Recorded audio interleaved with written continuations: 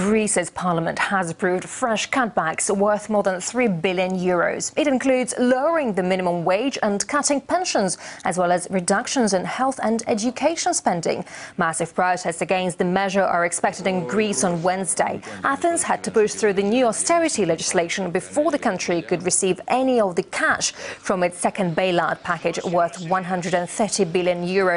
And after tense and prolonged discussions, Greece's rescue was agreed by Eurozone ministers last week. And to talk more on what's ahead for the indebted country, we're now joined live by Schiff, CEO at the investment company Euro-Pacific Capital. Mr. Schiff, thank you very much indeed for your time. So Greece is clearing the last of the hurdles on its way to receiving the bailout cash. Aren't the cuts that have been introduced a necessary evil?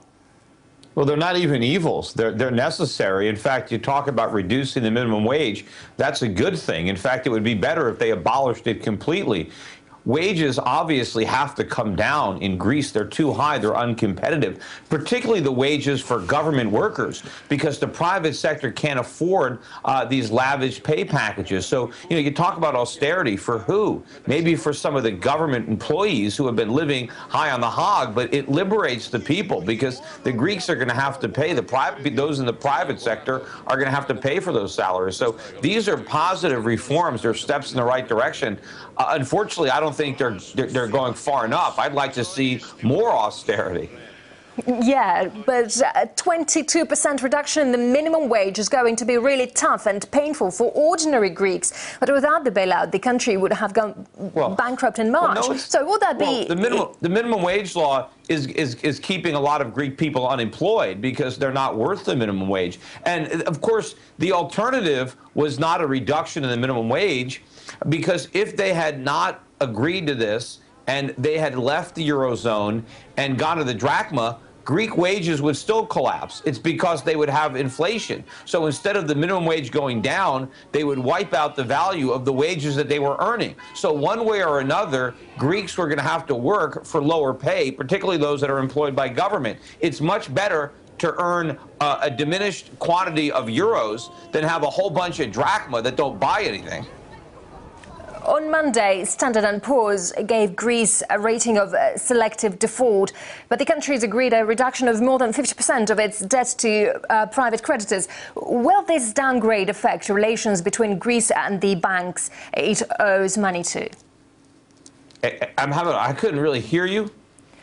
Okay, just let me repeat my question again. So we know that Standard & Poor's gave Greece a rating of selective default, and the country has agreed a reduction of more than 50% of its debt to private creditors. Will this downgrade affect relations between Greece and the banks it owes money to? Well, I think the relations are obviously pretty tenuous right now. And, over time, I don't think the Greeks can even repay half their debt. I mean, I know the bondholders have agreed to a haircut. I've said they're going to have a crew cut by the time it's all said and done, because I still think the debt is too large for the Greek economy to handle. So I do believe they are going to have to go back to the drawing board and reduce it even further. But if Greece eventually defaults anyway, what impact would it have on the rest of the world? Well, I don't think it's going to have much of an impact on the U.S. I think we have bigger problems in Greece anyway, and we're going to have to deal with those problems regardless of what happens in Greece. I mean, we can't pay our bills either. Our politicians have done the same thing as Greek politicians. But, there's not going to be a European or an IMF bailout for the United States. We're going to have to swallow our medicine, and it's going to taste a lot bitter when we swallow it than when the Greeks swallow theirs. All right, Schiff, CEO at investment firm Euro-Pacific Capital. Mr. Schiff, thank you very much indeed. Sure, you're welcome.